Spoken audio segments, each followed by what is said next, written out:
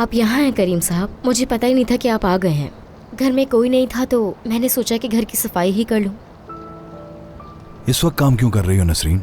कल भी तो कर सकती थी। बिल्कुल सही कहा, लेकिन इस घर की खवातीन आपकी तरह नहीं सोचती। वो तो बस यही चाहती हैं कि घर हर वक्त साफ सुथरा रहे।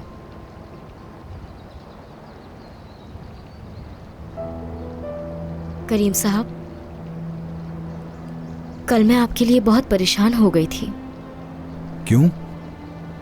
मैंने किसी को नहीं बताया कि आप अली के साथ आए थे घर, और जब मैंने देखा कि आपको सीढ़ियाँ चढ़ने में मुश्किल हो रही थी तो मैं काफ़ी डर गई थी कि आपको कुछ हुआ ना हो। नहीं, ऐसा कुछ नहीं हुआ। अगर उस वक्त मैं आपको देखती नहीं तो मुझे नींद नहीं आती। बस जानना चाहती थी कि आप ठीक हैं या नहीं।